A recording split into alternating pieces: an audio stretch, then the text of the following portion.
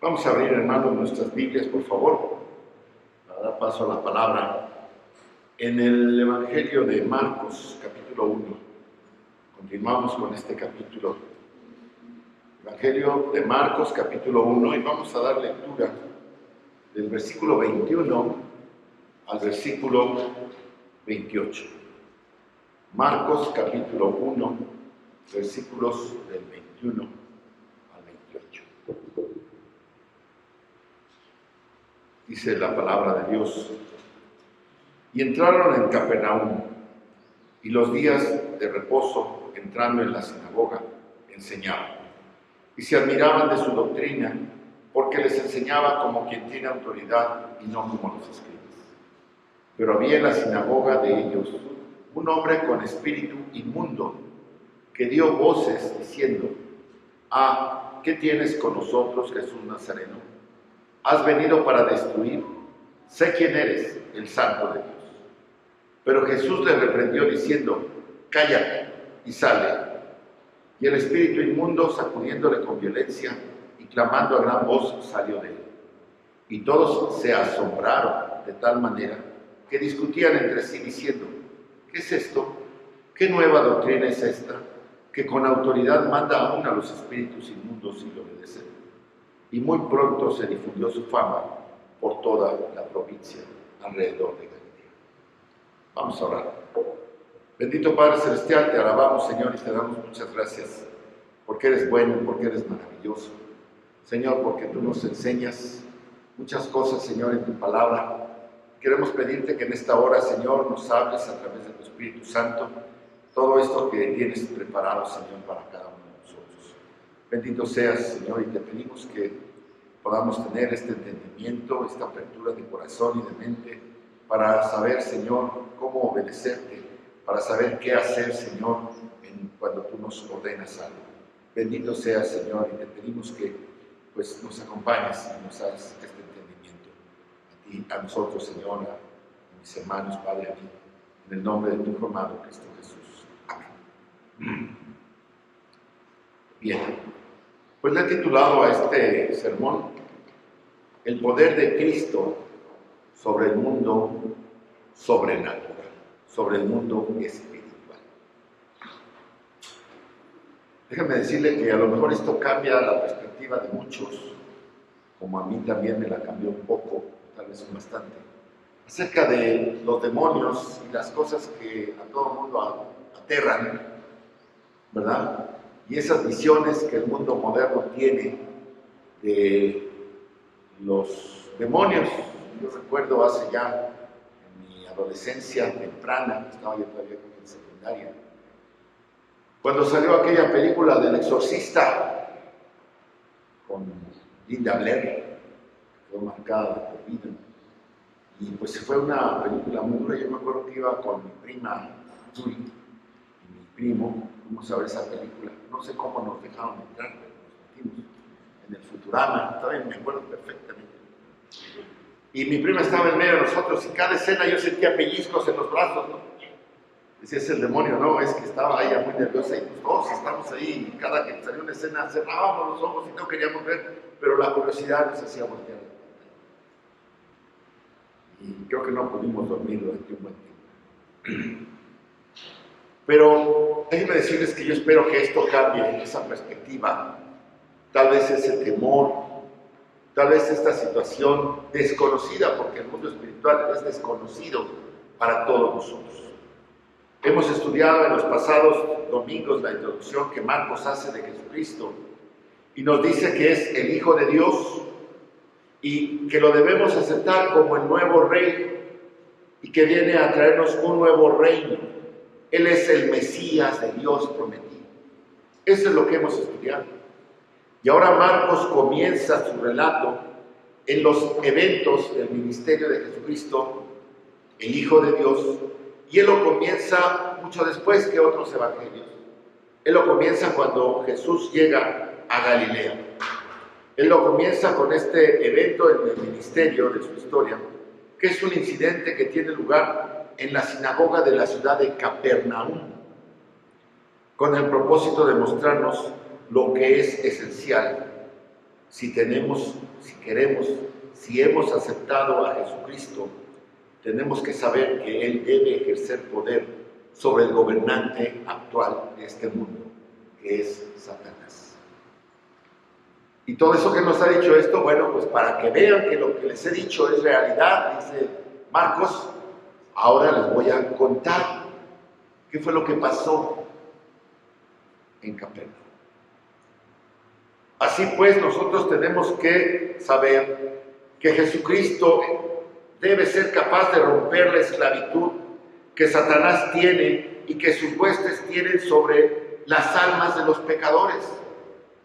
Por lo tanto, Marcos comienza con un asombroso relato de cómo Jesús venció a un demonio. Esta es una de las muchas declaraciones sobre el poder de Jesús. Es algo que se repite y lo vamos a ver tan solo en Marcos, en el segundo, en el tercero, en el quinto capítulo, porque es esencial que si Cristo viene a establecer su reino, debe vencer al gobernante actual, que no es otro que Satanás.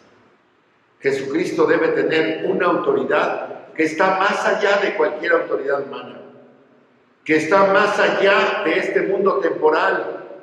No es un sexenio el de Jesucristo, no es una vida la de Jesucristo como la de los reyes, es algo que va más allá, es atemporal. Debe tener un poder que se extienda al universo, debe tener poder sobre todas las fuerzas malignas y benignas que existen en el universo. Esto es una condición, como dicen los científicos, sine qua non. ¿Sabe qué quiere decir eso? Una condición sine qua non quiere decir que no hay de otra. Que esa es la condición de condiciones. Si no hay oxígeno, no puedes vivir. Es una condición sine qua non. Si no hay oxígeno, te mueres. No puedes respirar. Si no hay agua, te mueres. No puedes vivir. Si no hay sol, te mueres. Esa es una condición sine qua non. Quiten el sol, no duramos mucho. Quiten el agua y no duramos mucho. Quiten el aire y duramos menos. Esas son condiciones sine qua non. Entonces, esta condición sine qua non es Cristo. Debe tener un poder que se extienda a todo. Un poder cósmico, un poder universal. Él va a rescatar a los pecadores de la esclavitud de este poder maligno. Y así pues encontramos a Marcos diciéndonos que Jesús tiene ese poder. Ya vimos en los versos 12 y 13, y nos ha escrito cómo Jesús mismo venció a Satanás cuando fue tentado. El gobernante de este dominio, de esta tierra, fue vencido, y ahora tenemos un incidente en el cual muestra su poder sobre las huestes de Satán, sobre los demonios. Y habrá más, como les dije, en el resto de este capítulo y los siguientes. Si leímos, pusimos atención en la lectura de Marcos 1, del 21 al 28, lo primero que nos llama la atención, lo primero que debiera llamarnos la atención en esta lectura en general, y tengan abiertas sus Biblias ahí, por favor, es la marcada diferencia entre la respuesta de los demonios a la autoridad de Jesús y la respuesta de la gente a la autoridad de Jesús. Fíjense ustedes lo que dice el versículo 22 y después el versículo 27.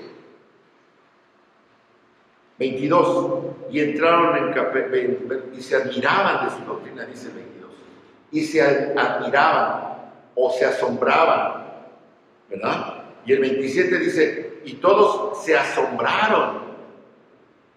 Eso es lo que dicen estos versículos. Y por otro lado, ¿qué pasa con los demonios? ¿Qué dice el demonio? Ah, ¿qué tienes con nosotros, Jesús Nazareno? ¿Has venido para destruirnos? Sé quién eres, el Santo de Israel. La respuesta de este demonio fue de terror. Unos se asombran y los demonios se aterran.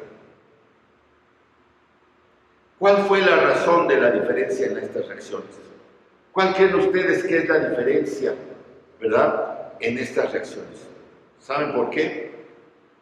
Muy sencillo. La gente, los que se asombraron, no sabían quién era Jesús. Los demonios sí lo sabían.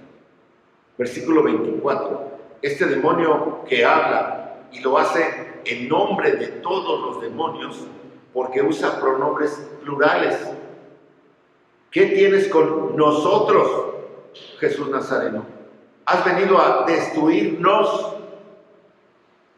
Está aterrado y habla en nombre de todos los demonios, porque ellos sabían quién era él. Fíjense lo que dice Marcos capítulo 3, versículos 11 y 12, dice: y los espíritus inmundos, al verle, se postraban delante de él y daban voces diciendo: tú eres el Hijo de Dios. Mas él le reprendía mucho para que no le descubriese. Más adelante en el capítulo 5, versículos 6 y 7 del mismo Marcos dice: y cuando vio pues a Jesús de lejos, corrió este endemoniado y se arrodilló ante él, clamando a gran voz, diciendo: ¿qué tienes conmigo, Jesús, Hijo del Dios Altísimo? Te conjuro por Dios que no me atormentes. ¿Quiénes estaban diciendo esto? Las gentes que estaban poseídas, no, eran los mismos demonios los que estaban hablando, ¿verdad? Y aterrorizados estaban hablándole a Jesús, diciéndole: todavía no, espérate, aguántate, no, todavía no me toca.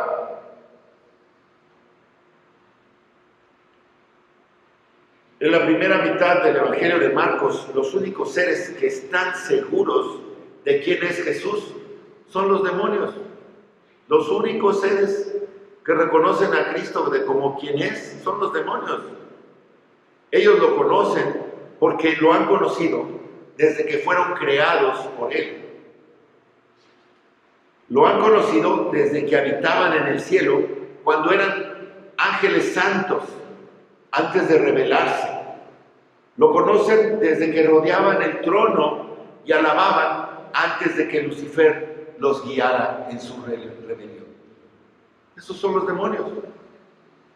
Conocen a Cristo, conocen a Dios. Lucas 4:40, fíjense lo que dice. Al ponerse el sol, todos los que tenían enfermos de diversas enfermedades los traían a él, y él, poniendo las manos sobre cada uno de ellos, los sanaba. También salían demonios de muchos, dando voces y diciendo: tú eres el Hijo de Dios. Pero él los reprendía y no les dejaba hablar, porque sabían que él era el Cristo. Los demonios sabían perfectamente y saben perfectamente bien quién es Cristo. Y otro ejemplo en Hechos, que dicen: a Cristo conocemos, a Pablo también, pero ustedes, pelas, les pusieron una revolcada. No hay duda acerca de su conocimiento de Jesús. Entonces, el primer testimonio en el Evangelio de Marcos de la identidad de Jesús viene de un demonio, versículo 24. Ellos saben quién es. De hecho, en la primera mitad, como les dije, son los únicos que están seguros. Marcos 3:6, los fariseos y los herodianos no lo reconocen como el Mesías y ya están buscando razón para matar a Jesús. Marcos 3:6. En el 3:22 más adelante dice: pero los escribas que habían venido de Jerusalén decían que tenía a Belzebú, o sea, Satanás, y que por el príncipe de los demonios echaba fuera a los demonios. En Marcos 6:2 dice: y llegado el día de reposo, que equivale a sábado, comenzó a enseñar en la sinagoga, y muchos oyéndole se admiraban y decían: ¿de dónde tiene estas cosas? ¿Y qué sabiduría es esta que le es dada? Y estos milagros que por sus manos son hechos. ¿No es este el carpintero, el hijo de María, el hermano de Jacobo, de José, de Judas y de Simón?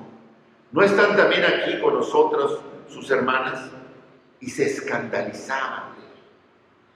O sea, todos los demás tenían dudas, no sabían quién era Jesús, su misma familia. Estos que dicen: no están aquí con nosotros sus hermanas, Muchos aseguran que eran los cuñados de Jesús, los esposos de las hermanas de Jesús. Podía ser, algún estudioso lo dice, pero lo conocían. José el carpintero, sus hermanos, mencionan a ¿cuántos hermanos? A 4 hermanos, ¿no? Jacob, José, Judas y Simón. Los fariseos no sabían quién era él, los herodianos no sabían quién era él, los escribas no sabían quién era él, la gente no sabía quién era él, e incluso sus propios seguidores no estaban seguros.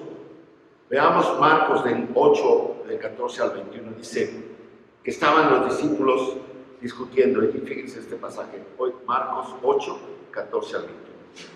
Habían olvidado de traer el pan, y no tenían sino un pan consigo en la barca. Y él les mandó diciendo: mirad, guardaos de la levadura de los fariseos y de la levadura de Herodes. Y discutían entre sí diciendo: es porque se nos olvidó el pan. Y entendiéndolo Jesús les dijo: ¿qué discutís? ¿Por qué no tenéis pan? ¿No entendéis ni comprendéis? ¿Aún tenéis endurecido vuestro corazón? Teniendo ojos no veis, y teniendo oídos no oís, y no recordáis cuando partí los 5 panes entre 5,000, ¿cuántas cestas llenas de los pedazos recogisteis? Y ellos dijeron: 12. Y cuando los 7 panes entre 4,000, ¿cuántas cestas llenas de pedazos recogisteis? Y ellos dijeron: 7. Y les dije: ¿cómo es que aún no entienden? Ellos no entendieron. No fue finalmente hasta la gran confesión de Pedro en el capítulo 8, versículo 29, que dice: tú eres el Cristo. Hasta entonces, como decimos, les cayó el 20. La primera mitad, pues, del libro de Marcos, los líderes no entendían quién era él, la gente no entendía quién era él, e incluso sus discípulos no estaban seguros de quién era él. Esa fue la diferencia. La multitud estaba asombrada. Los demonios estaban aterrorizados. Esa es la diferencia. ¿Por qué? Porque los demonios sabían que tenían motivos para tener miedo. Los demonios tenían motivos para tener miedo y tienen motivos para tener miedo ante Jesucristo. Cuando los pecadores llegan a un verdadero entendimiento de la persona de Cristo como Hijo de Dios, hermanos, cuando yo, pecador, reconozco a Jesucristo y sé quién es, y se me abren los ojos por el Espíritu Santo y sé quién es Jesucristo, hermanos, tiemblo y me aterrorizo. ¿Por qué? Pero la gran ventaja es que los pecadores, aterrorizados del pecado en el que se encuentran o el pecado en el que nos encontramos, ¿saben qué? Podemos correr con santo temor a Cristo en busca de perdón y de gracia. Algo que los demonios no pueden hacer. Ellos estaban aterrorizados porque no pueden ser salvados. La gente asombrada, la gente pasmada, la gente impresionada, ¿saben qué? Tampoco se va a salvar, porque no sabe quién es Jesucristo. Así que la gente asombrada, la gente pasmada y los demonios aterrorizados, ¿saben qué? Van a acabar en el infierno juntos. Y desgraciadamente hay muchas iglesias llenas de asombrados y de pasmados que no se han arrepentido, que no han tenido temor al juicio de Dios. Y van a acabar donde van a acabar esos demonios, en el infierno. Santiago 2:19 dice: ¿Tú crees que Dios es uno? Bien haces. También los demonios creen y tiemblan de miedo, de terror, porque saben a dónde van. ¿Qué es lo que estremece a los demonios? ¿Qué hace gritar a los demonios? Vean ustedes todas las citas donde están los demonios, todos gritan. Todos están aterrorizados. Gritan porque están aterrorizados de Jesús, porque tienen pánico, porque saben hacia dónde se dirigen. Ellos conocen del lago de fuego, mucho antes de que Jesús se refiriera a él en Mateo 25:41, en el discurso del Monte de los Olivos. Ellos saben del lago del fuego y que van para allá mucho antes de que se escribiera el libro del Apocalipsis y que Juan lo describiera en Apocalipsis 20, cuál va a ser el fin de estos. Ellos ya lo sabían desde que fueron arrojados de la presencia de Dios. Lo saben desde este momento, desde que fueron arrojados del cielo, saben hacia dónde van, saben que se acerca su destrucción y están aterrorizados. Hermanos, hay algo más también que quiero decir y que es importante entender y que vean ustedes en la palabra, en todos estos pasajes y en otros donde salen demonios, por decirlo así. Quiero que lo vean. Ellos no pueden, no quisieron atacar a Jesús. No pueden. Jamás un demonio salió a atacar a Jesús. No pueden. No pueden atacar a Jesús. ¿A quiénes atacan? A las almas pecadoras. Aquellos que no se han arrepentido. Atacan a aquellos que están vacíos y están lejos del Señor. Siempre lo han hecho y siempre lo harán. Jesús los ataca con solo presentarse. Entran en pánico y descubren su tapadera, como decimos aquí en México. No pueden reprimir su miedo porque aunque para nosotros son invisibles, para Cristo no son invisibles. Y cuando están en su presencia, son plenamente conscientes de que Él los reconoce y por lo tanto deben gritar a causa del terror que se apodera de ellos. El demonio en este hombre es un representante del terror demoníaco que existe en todas las huestes de Satán y a todos aquellos que menciona la palabra cuando se enfrentan a Jesús, cuando Jesús les sale al encuentro. Los demonios siempre están ahí. Eso es algo que quiero decirles. Los demonios siempre están ahí y aquí. Están alrededor ahora. Estaban antes y estarán alrededor hasta que el Señor venga y los arroje a todos en el lago de fuego al final de los tiempos. Pero siempre están presentes. Pero nunca descubren su tapadera. No quieren darse a conocer. Eso del exorcismo es pura fantasía. Ellos no quieren darse a conocer, les gusta estar ocultos. Recordamos que Satanás es un ángel de luz, o fue un ángel de luz, y todos sus ministros están disfrazados de eso, de ángeles de luz. ¿Y saben dónde andan? Se esconden en todas las creencias y todas las religiones falsas. Lo último que este demonio, ¿dónde estaba este demonio? En la sinagoga. Y dice uno de ellos, o sea que era una persona que convivía con ellos cada sábado y cada reunión que tenían, ahí estaba el endemoniado. Y a lo mejor era una persona prominente, un maestro, no sabemos, pero estaba en la sinagoga. Así que los demonios se esconden en las religiones. Lo último que este demonio querría hacer era rebelarse, porque estaba en una sinagoga, porque la idea de ser un ángel de luz es cubrirse en un ambiente religioso para engañar. Y toda religión falsa es habitación de demonios.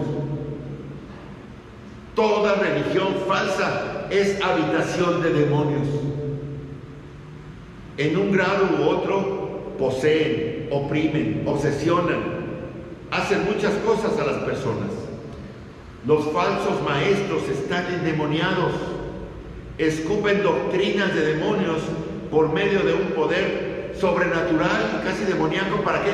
Para desviar la atención a otras cosas que no sea Jesucristo. Eso es el trabajo de los demonios.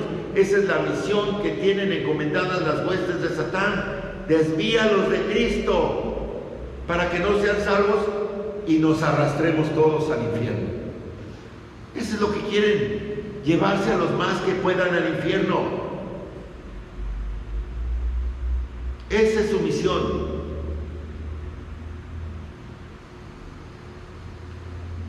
Los falsos maestros están bajo el dominio de Satanás. Las falsas doctrinas están en el dominio de Satanás. Los demonios van a la iglesia, asisten a todos los servicios religiosos y desgraciadamente muchas iglesias están controladas por demonios, pero no los vemos. Si estuviera Jesucristo gritarían y se rebelarían, pero no está Jesucristo físicamente aquí. Ellos están escondidos en estas enseñanzas y en estas religiones falsas, pero Jesús los expone simplemente apareciendo y no pueden contener su terror, y por eso es que se espantan y gritan. Este incidente que registra Marcos también lo registra Lucas, en Lucas 4 del 31 al 37, está igualito, no lo voy a leer, léanlo en su casa. E igual responde a esta pregunta básica muy importante, de si el Hijo de Dios puede salvar a los pecadores del reino de Satanás. La respuesta es que Jesús ya tiene poder completo sobre Satanás y también, como se ilustra aquí, sobre todas sus huestes, sobre los demonios. Entonces la pregunta es, ¿puede Cristo trasladar a los pecadores del dominio de las tinieblas al reino de su propio poder? ¿Puede Cristo sacarte de aquí y llevarte allá? ¿Puede sacarte del fango donde estás, limpiarte y llevarte al cielo? Amén, hermanos. ¿Puede Cristo hacer esto que dice Colosenses 1:13? Dice, y el cual nos ha librado de la potestad de las tinieblas y trasladado al reino de su amado Hijo, en quien tenemos redención por su sangre y el perdón de pecados. Amén. El Señor nos ha librado, así que no debemos de tener miedo. Jesús es mucho más poderoso. Él ya dominó, Él ya venció en la cruz y en la resurrección a Satanás. ¿Puede Cristo sacarnos del reino de las tinieblas al dominio de la luz? ¿Puede Cristo vencer a Satanás, que ha tenido cautivos a los pecadores toda su vida? Hebreos 2, 14 y 15. Hebreos 2, 14 y 15. Así que, por cuanto los hijos participaron de carne y sangre, Él también participó de lo mismo, para destruir por medio de la muerte al que tenía el imperio de la muerte, esto es, al diablo, y librar a todos los que por temor ante la muerte estaban durante toda la vida sujetos al servicio. Jesucristo nos ha librado. Juan 8:44 dice, y les dice, ¿saben a quiénes? A los escribas y a los fariseos: vosotros sois de vuestro padre el diablo. Primera de Juan 5:19 dice, sabemos que somos de Dios y el mundo entero está bajo el maligno. Segunda de Corintios 4:3 y 4 dice, pero si nuestro evangelio está aún encubierto, entre los que se pierden está encubierto, en los cuales el Dios de este siglo cegó el entendimiento de los incrédulos, para que no les resplandezca la luz del evangelio de la gloria de Cristo, el cual es la imagen de Dios. Y aquí me vino a leer este pasaje, hermanos, la imagen de mi hermana Chelita, que decía que ella sabía la Biblia completa de memoria, y se leía todo y sabía todo, y tenía muchos años, y había una persona que le predicaba y que le decía, y él decía, sí, yo creo, yo sé todo, y ella recitaba las escrituras. Hasta que un día esta hermana creo que oró y dijo, Señor, ábrele los ojos, quítale las vendas. Dice mi hermana Chelita que entendió. Dice, ¿cómo? Y estaba sumida, la hermana estudió en, creo que colegio de monjas, y fue educada por no sé cuántos, y era súper religiosa en la fe católica. Pero cuando el Señor le quitó la venda de los ojos, ella entendió, como a todos nosotros, que Cristo es poderoso. Efesios 2, 1 y 2 dice: y Él os dio vida a vosotros, cuando estabais muertos en vuestros delitos y pecados, en los cuales anduvisteis en otro tiempo, siguiendo la corriente de este mundo, conforme al príncipe de la potestad del aire, el espíritu que ahora opera en los hijos de desobediencia. Finalmente, Hechos 26, 18, para que abra sus ojos, para que se conviertan de las tinieblas a la luz, de la potestad de Satanás a Dios, para que reciban por la fe que es en mí perdón de pecados y herencia entre los santificados. Esa es la clave. Tengo que tener terror. Si los pecadores han de ser liberados del dominio satánico, entonces el libertador debe tener poder sobre este reino. ¿Puede Jesús? ¿Puede Él arrancar, por así decirlo, a los pecadores de las garras de los demonios? Primera de Juan 3:8. El que practica el pecado es del diablo, porque el diablo peca desde el principio. Para esto apareció el Hijo de Dios, para deshacer las obras del diablo. Es Jesucristo quien rompe las cadenas. Es Jesucristo quien libera, quien rompe las ataduras. El nuevo rey demuestra y tiene que demostrar su poder para destronar a Satanás, rescatando a los pecadores de su poder. La necesidad de la raza humana, la necesidad de todos y cada uno de nosotros es doble. Necesitamos un sacrificio por nuestro pecado. Necesitamos un sustituto que pague el castigo por nuestro pecado para que no tengamos que pagar ese castigo. Cristo lo sufrió en la cruz. Pero también necesitamos a alguien que tenga el poder de rescatarnos del dominio de Satanás. Y así nuestro Señor Jesús dejó el reino divino y entró en este mundo para hacer el sacrificio por nuestros pecados en la cruz y para demostrar su poder para destruir las garras de Satanás y de los demonios y rescatar a los pecadores y entre ellos a todos y cada uno de nosotros. Los espíritus malignos, los demonios, saben por qué ha venido el Hijo de Dios. Saben que su batalla está perdida. Saben que el reino ha llegado porque el Rey está presente. Y son muy conscientes de que esto significa que su destrucción inminente, está cerca. Entonces, más que en cualquier otro momento de la historia, intensifican su actividad en el ámbito de la religión. Como lo intensificaron cuando Jesús vino, estaban metidos en el ámbito del judaísmo. ¿Por qué? Porque no querían que los judíos se dieran cuenta de que el Mesías había llegado. Entonces, así como esta persona estaba en la sinagoga y fue poseída por demonios, así había muchos. En el Sanedrín y en todos lados. Esos que mataron a Jesús, esos que lo persiguieron, esos que se lo entregaron a Pilato, esos que fueron con Judas y lo sobornaron, todos esos estaban endemoniados, hermanos. Era esa acción del demonio, de los demonios.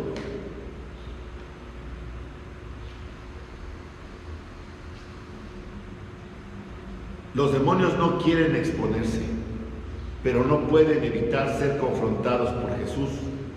Y la invencibilidad de Jesús sobre ellos se vuelve una manifestación obvia de parte de ellos al gritar de terror. ¿Qué hace que los demonios entren en pánico y griten cuando son confrontados? ¿Qué hay en Jesucristo que los hace entrar en pánico? ¿Qué hay en Él que los aterroriza? Número 1, la autoridad de su palabra. La autoridad de su palabra. Se trata de una autoridad no como la del hombre, Es una autoridad universal, cósmica, de creador. Versículos 21 y 22 dice, entraron en Capernaum e inmediatamente, por así decirlo, lo dice así que lo digo yo, inmediatamente el sábado entró en la sinagoga y comenzó a enseñar. ¿Y qué dice? Y estaban admirados, asombrados de su enseñanza, porque les enseñaba como quien tiene que autoridad y no como los escribas. Ya les dije que a los demonios no les gusta la verdad. No les gustó el hecho de que Jesús llegó y enseñó la verdad en esa sinagoga, porque también saben que esta es la única forma posible en que las personas engañadas puedan ser liberadas de las garras de los demonios, y es por medio de la verdad. ¿Qué dijo Jesucristo? La verdad os hará, ¿qué? Libres. ¿De quién? Del pecado, de los demonios, de lo que los tiene agarrados. Marcos nos dice que fueron a Capernaum. La traducción de Capernaum es el pueblo llamado Nahum. Esa es la traducción de Capernaum, probablemente por el profeta Nahum del Antiguo Testamento, que muchos creen que ahí venía él. Este Capernaum está en el borde noreste del mar de Galilea, o sea, en la parte superior, arriba de Jerusalén, según el mapa, en la parte superior del mar de Galilea. Y es una ciudad que se convirtió en la más grande del lago, porque era el punto donde todos cruzaban para no tener que atravesar el lago, pasaban por ahí para ir al mar Mediterráneo y hacia las partes de Asia superior, por decirlo así. Entonces se convirtió en una ciudad muy importante y se convirtió también en el cuartel general de Jesús durante su ministerio en Galilea. Era un lugar muy hermoso, muy bonito, todavía lo es, pero también era un lugar con mucho pecado, era un lugar muy pecaminoso. Incluso había ahí un cuartel romano para contener la violencia y pues todo lo que se podía dar ahí. Estaba también bastante lejos de Jerusalén, lejos de las influencias sagradas del judaísmo central, en los márgenes de un mundo gentil, o sea, llegaba a las fronteras. Así pues, era un lugar lleno de pecado.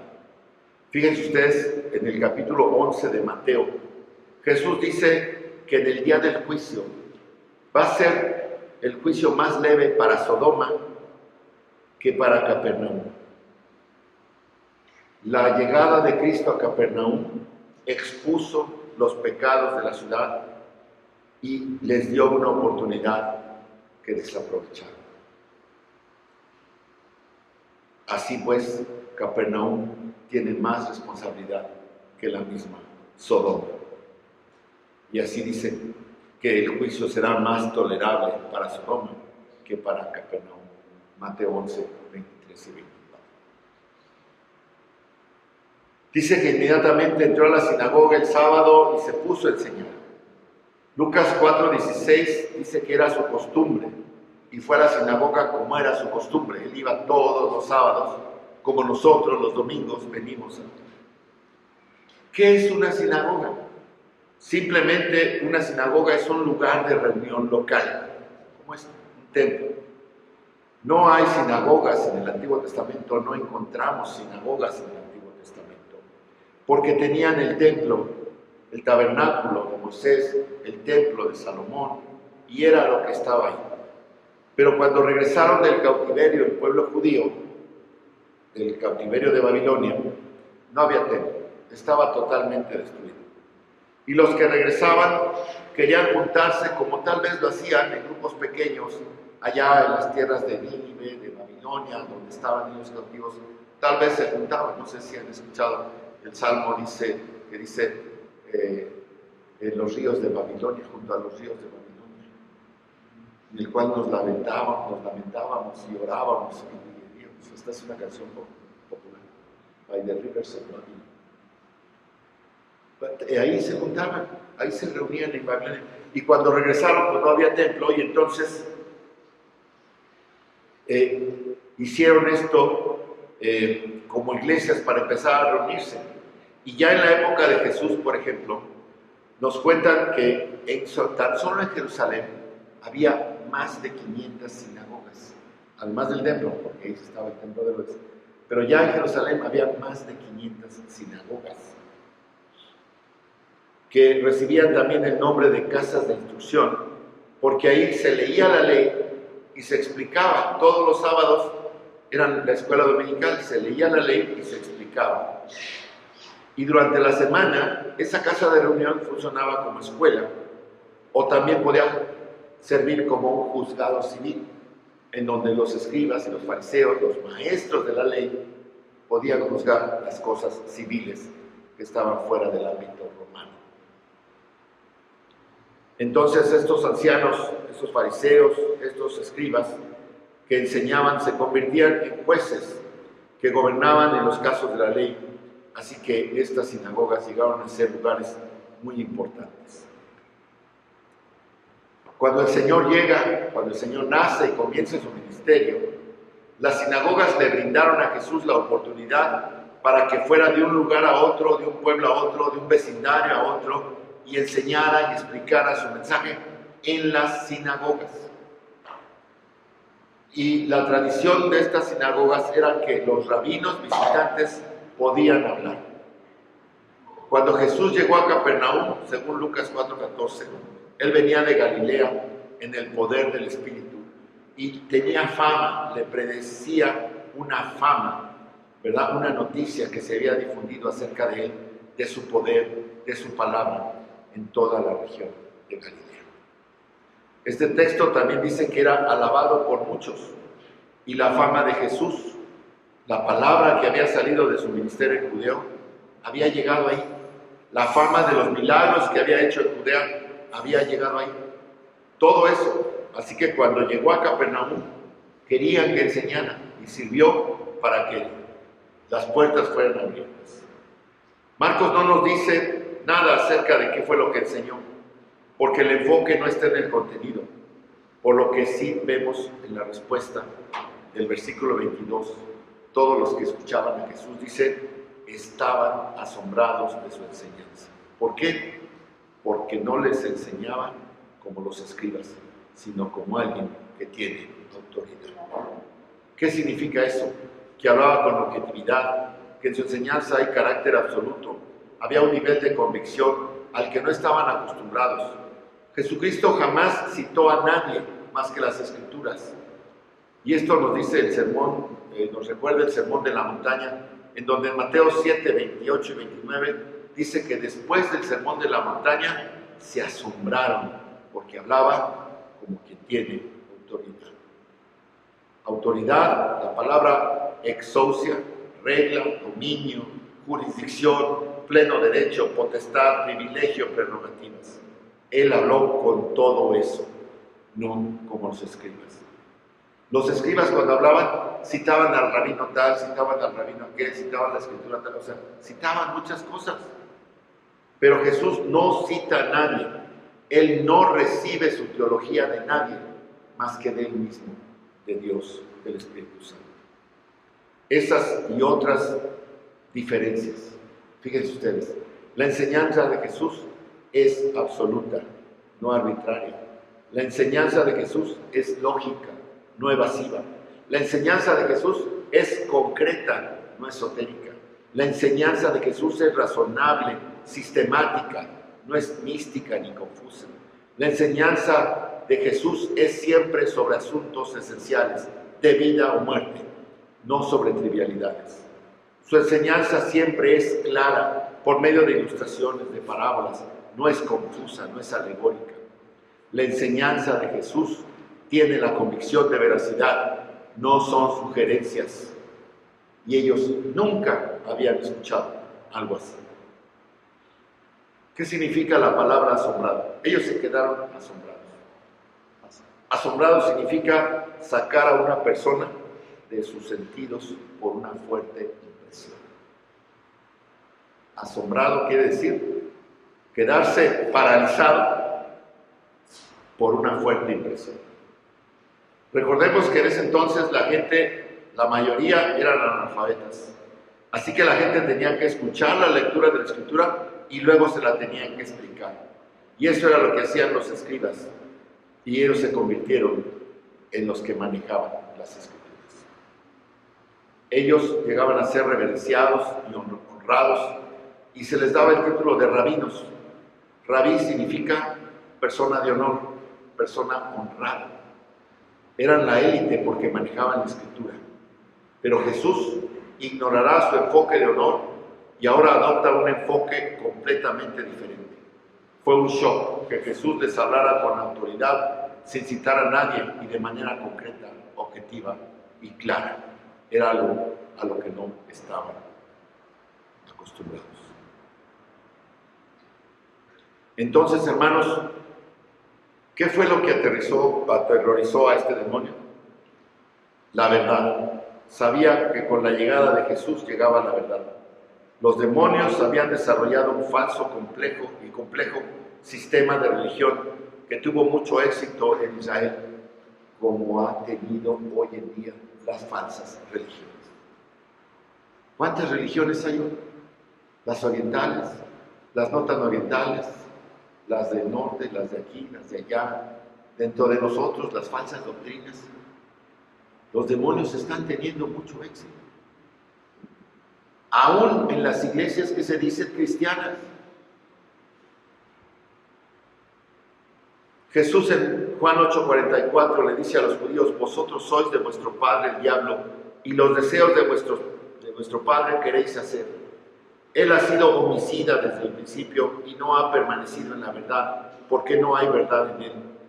Cuando habla mentira, de suyo habla, porque es mentiroso y padre de mentira. Ahí está el conflicto. Satanás es un mentiroso, dice mentiras. Él desarrolla doctrinas mentirosas, demoníacas. Inventa falsos sistemas de religión. Todos los sistemas de religión que no sean el verdadero evangelio, que no estén apoyados por la palabra de Dios. En todo son sistemas religiosos falsos, dominados por los demonios. No se dejen influir, hermanos, ni tengan miedo en decirlo así y en pensar así. Dice 2 de Corintios 10, 3 y 5. Pues aunque andamos en la carne, no militamos según la carne, porque las armas de nuestra milicia no son carnales, sino poderosas en Dios para la destrucción de fortalezas, derribando argumentos y toda altivez que se levanta contra el conocimiento de Dios y llevando cautivo todo pensamiento a la obediencia de Cristo. Esas son las fortalezas que Cristo derriba. ¿Cuántas fortalezas se han inventado las nuevas doctrinas, las falsas doctrinas? Yo voy a derribarlos. Son esos argumentos, esas fortalezas las que hay que derribar. Las falsas doctrinas, aquellas que no se apoyan y que no se sostienen de la Biblia. Las fortalezas serán destruidas si los pecadores han de ser liberados y llevados cautivos a Cristo. Entonces, la característica esencial, lo primero que hace gritar a los demonios, el primer ataque contra ellos, viene de la autoridad de Cristo, como se muestra en su palabra. La verdad aplasta las mentiras de Satanás. La verdad destruye fortalezas. Por el contrario, descuidar la verdad deja a sus víctimas en su servidumbre. Aquellos que se desvían de la verdad vuelven a la esclavitud. Las fuerzas del infierno tienen un miedo mortal a la verdad.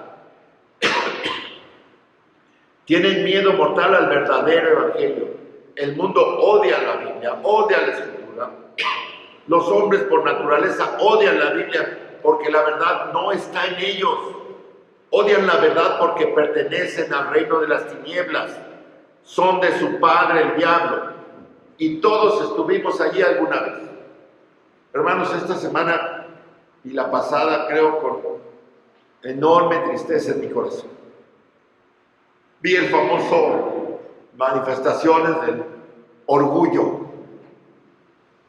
Son doctrinas falsas, son doctrinas demoníacas que están contaminando a la sociedad y al mundo, y la iglesia tiene que destruir esas fortalezas con argumentos, como dice 2 Corintios 10, 3 al 5. Derribando argumentos y toda altivez. ¿Por qué es altivez? Uno no puede decir nada porque se le echan encima, eso es altivez. ¿Dónde están nuestros argumentos? ¿Dónde está la verdad de Cristo para derribar esas fortalezas y hacerle entender a esa gente que la amamos, pero que tiene que arrepentirse, que tiene que tener miedo de ir al lago de fuego, que tiene que tener terror de irse con los demonios al infierno?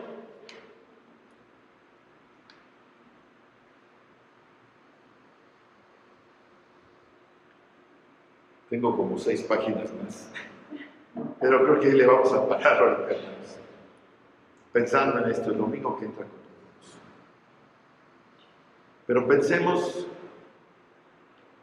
que el demonio ya no tiene autoridad sobre nosotros, que esos temores y terrores de los exorcistas y de que aquellas cosas sobrenaturales, hermanos, si tienes a Cristo, cuando el demonio o un demonio quiera verte, va a gritar y se va a ir.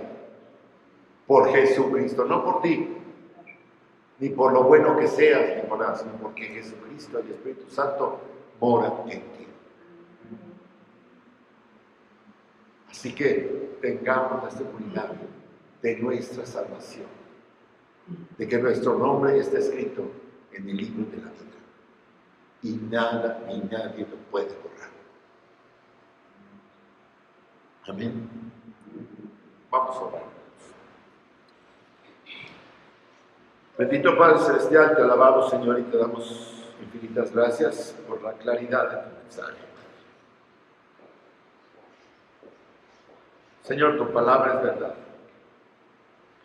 Queremos aprenderla así, verdaderamente, Señor, estudiarla a la luz de tu Espíritu Santo, Señor, que nos guíe, que se manifieste, Señor, en el conocimiento verdadero y puro de Jesucristo, de la salvación, de la redención, del temor, Señor, y del temblor que debemos tener, de la reverencia, Señor, por el gran perdón y la gran salvación que ha hecho en nuestras vidas.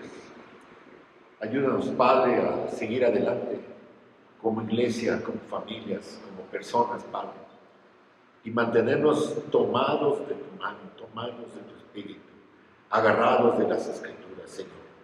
Que no nos desviemos ni a izquierda ni a derecha, Señor, sino que sigamos por la senda estrecha que tú nos has marcado. Y que muchos puedan venir, Señor, a conocerte. Que muchos puedan venir arrepintiéndose y que puedan ver la luz, Señor, y que puedan ser liberados y desatados de las cadenas de Satanás y de sus demonios. Por tu puro evangelio, Señor. En el nombre de tu Hijo amado Cristo Jesús, pedimos esto.